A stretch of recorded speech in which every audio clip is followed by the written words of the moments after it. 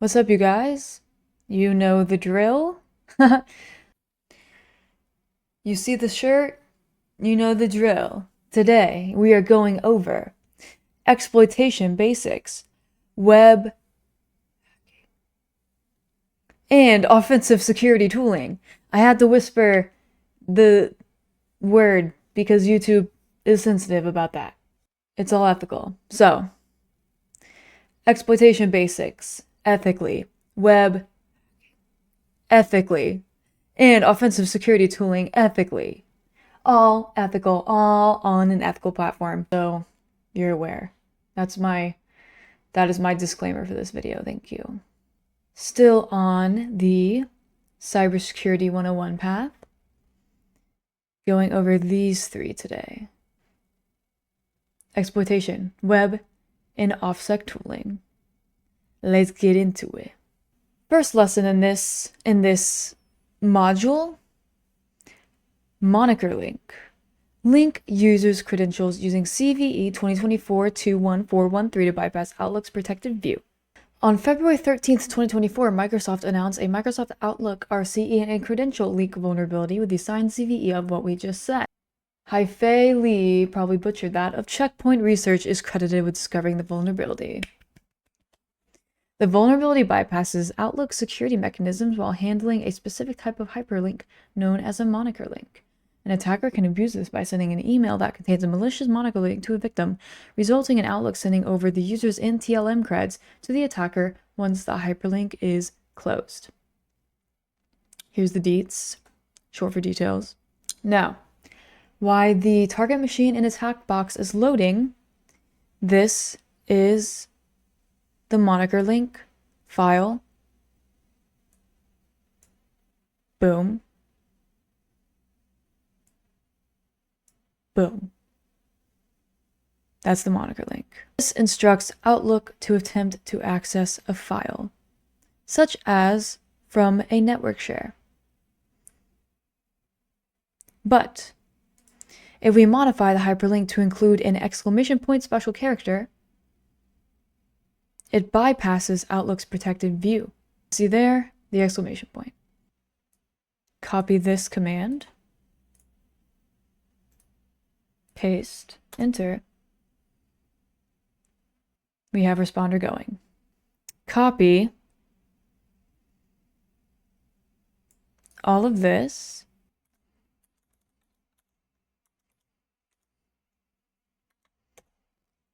Nano exploit.py. Copy, paste, or just pasting, we're not even copying. Scroll. So we're going to put in the IP of this machine. We go down, mail server. It's the mail server placeholder on line 31 with 10.10.155.157. Paste. Okay, sign in, set up Office X. And yeah, so victim machine. And it would just be attacker. Email delivered. So here it is, the email. It says, click me.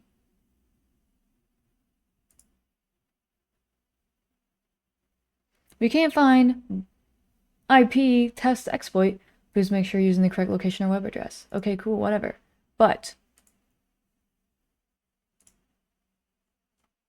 we have the NTLM v2 hash.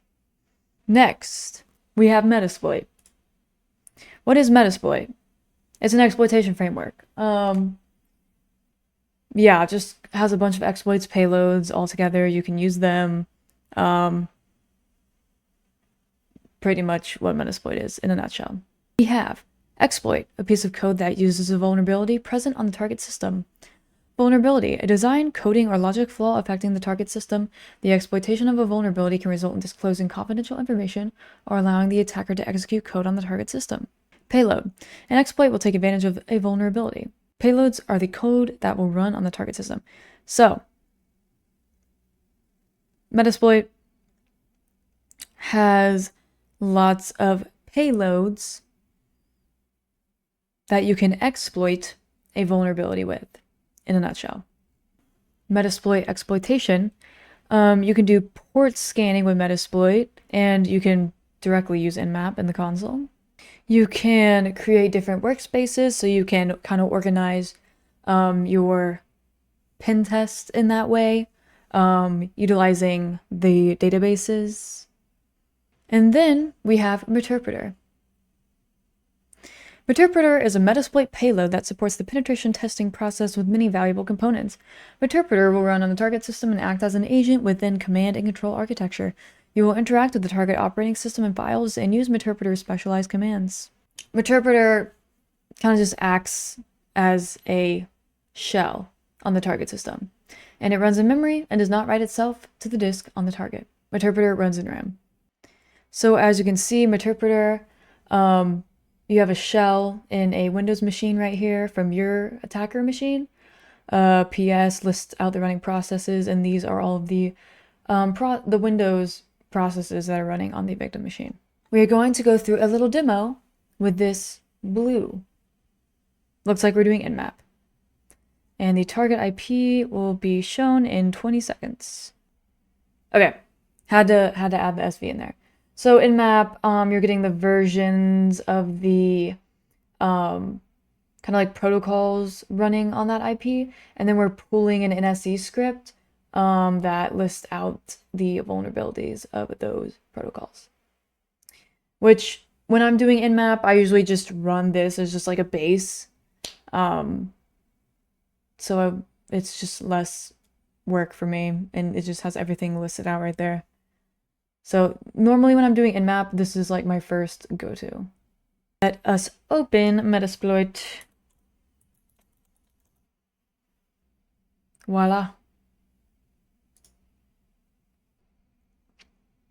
It is run. It has completed. The one we are looking for, this one. Remote code execution vulnerability in Microsoft SMBv1 servers, MS17-010. You have this CVE right here, risk factor high, critical RCE vulnerability. Yeah, so we're looking for this one. Copy. Now we're going to search for some exploits. So, self-explanatory. Search. Paste. Boom. And the one that we are going to be doing is 0. Eternal blue. Room name, blue. Who would have thought? So, to use it, we do use the number. So we're going to do use 0, or you could type out that whole thing, but why would you? Use 0. Now, show options. So, these are kind of the options that you have to set for the payload. Our host, which stands for remote host, it's required. And that is the target host. So you just put in the target IP for that. So you do set our host and the IP, and then enter. And then we can do show options again. It'll be there, our host. So to run it, we can do run, and it is running. And Meterpreter, it popped up. We have a shell on the victim's computer, as you can see from all of these processes running. Windows, System32, and we have the shell. We are in the web module. I don't want to say the word on accident in case, you know how YouTube is. Anyway, now we're on web application basics. Learn the basics of web applications, HTTP, URLs, request methods, response codes, and headers, which is very important in regards to Burp Suite, but we will get there in a second. Web applications, you have a front end, the UI, the UX, what the user interacts with, HTML, CSS, JavaScript, and the back end, the beep beep boop boops on the keyboard. You got a database, infrastructure, WAF, kind of the things that go on to make the web application work. We have parts of a URL, scheme, user, host/domain, port, path, query string, fragment, path. It'll be important later. Also important for directory transversal, but that's another conversation. We have HTTP messages. We have HTTP requests sent by the user to trigger actions on the web application, and HTTP responses sent by the server in response to the user's request. So, here we have post. This is a post request. The host is try hack me. We have the content type, content length. That's the request, is the response. HTTP1 OK. And then you have the message body. So for requests, you have different methods. You have get, used to get things, fetch data from the server. Post sends data to the server. And then you have all of the other ones, which I feel like the most important thing for this web exploitation module, if you will, would be get and post. Post because of things like SQL injections or cross-site scripting. This is what it would kind of look like. Post. Another example, what it could look like. Another example, what it could look like. This is a JSON structure. This one is XML, so just different formats of the HTTP request. We are moving on to Burp Suite, which we went over a little overview of HTTP requests and responses, which you will see coming up in Burp Suite. It says, Burp Suite is a Java-based framework designed to serve as a comprehensive solution for conducting web application penetration testing. It has become the industry standard tool for hands-on security assessments of web and mobile apps, including those that rely on APIs. Burp Suite captures and enables the manipulation of all the HTTP/HTTPS traffic between a browser and web server. Now, we're going on to the practical. Take a look at this website. Contact email, you type in whatever, submit query, please enter a valid email address. So you cannot enter anything but an email address here. So we think, but Burp Suite, let's get that running right here, Burp Suite Community Edition. For this, we are trying to do a cross-site scripting attack. Turn on Foxy Proxy. Have it go to Burp. It's like the interception. @email.com. Test. Submit. And, it's loading. But if you look, boom, here it is. email@email.com. Content, test, right here. So, to do the cross-site scripting, we're going to take this, copy, highlight,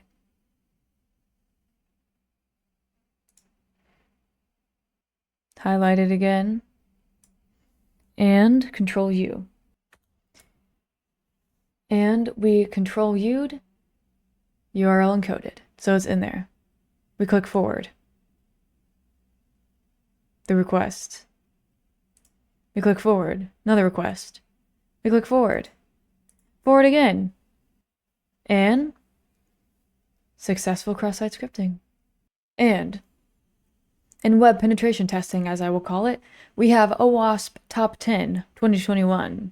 And OASP is just like some of the top 10 web application vulnerabilities. So like we have broken access control, cryptographic failures, injection, insecure design, security misconfiguration, and yeah, there's a lot. So if you want to go in there, get some examples. Yeah.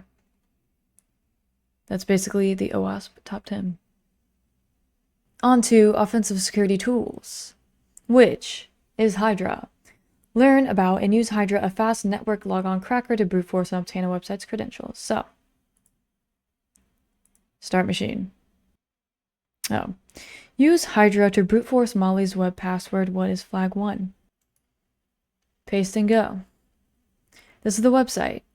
Username, I'm going to assume is Molly because it's Molly's password. And then, what's the password? Oh, we don't know. We're going to have to use Hydra to find out. And the command for Hydra, we have Hydra user share word list rocku.txt, which is the word list. You have the IP, HTTP post right here. Then you have login username equals user, which Hydra is going to be inputting words for that. And password, which Hydra is also going to be inputting different words for that to try and brute force the login. And at the end, your username or password is incorrect, which is what that says. So we go. And right here, you have the login Molly password sunshine. And we are logged in. And now we have Gobster. Gobster is an open source offensive tool written in Golang. It enumerates web directories, DNS subdomains, vhosts, Amazon S3 buckets, and Google Cloud Storage by brute force using specific word lists and handling the incoming responses. Gobster, using the word list. Gobster indicates that we will use the directory and file enumeration mode. -u and website, the target URL, and -w, the word list, small.txt word list to brute force the web directories. Then we have subdomain enumeration.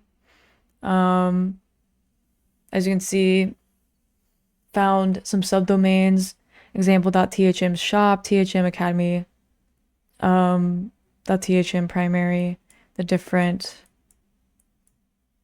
subdomains. We have shells overview. And shells, what is a shell? We kind of went over this in the last video, but to explain again, a shell is a software that allows the user to interact with an OS. It can be a graphical interface, but it usually is a command line interface. We have a reverse shell, known as the connect back shell. Connections initiate from the target system to the attacker's machine, mainly using netcat and setting up a netcat listener. And the opposite of a reverse shell, we have a bind shell. And it will bind a port on the compromised system and then listen for the connection. Using a reverse or bind shell, exploit the command injection vulnerability to get a shell. So this is the one. Copy. So this is the website for the command injection vulnerability. We inject the command while running netcat, and boom, you have a shell. So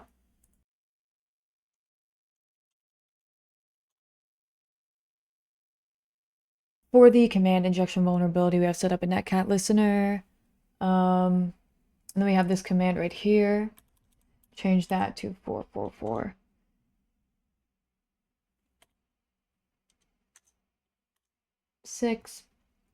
Oh, we have the attacker's IP. That command is the example payload named pipe reverse shell right here. So we enter. And we have a shell. So we do ls, hello.txt, things like that. Let's go back up a tree. Oh, sorry, not. Oh, see, I cannot see my keyboard. Okay, ls. Let's see, d up one. Let's cd up one again. ls flag.txt. And boom, there's the flag. We have a upload vulnerability, put a PHP code in the file, upload it, and boom. So, nano. And we are going to input this PHP code right here. Exit. Yes, shell.php. Browse. Home. Shell.php. Open. upload, boom, uploaded, dot PHP, boom, flat content. And then we have SQL Map the basics. The query will see if there is a user John. Then it will check if John has the password ABC, which he does not, because it's random and we know he doesn't have it. Ideally, the query should fail because it expects both username and password to be correct, so there's an AND operator between them. But this query has another condition OR between the password and the statement 1 equals 1. Any one of them being true will make the whole SQL query successful. And since 1 equals 1, because 1 does equal 1, factually, it will be successful and the attacker will get logged into John's user account. And SQL Map kind of automates this entire experience. So here they're doing it for this URL. You get 2 database names, users, members. They're going into the users database and fetching the tables inside of it. The tables, the users, so the names of the users in the database table. And you have the password for this one user. That is all for today's video. Hope you guys got something out of that. And I will see y'all in the next one.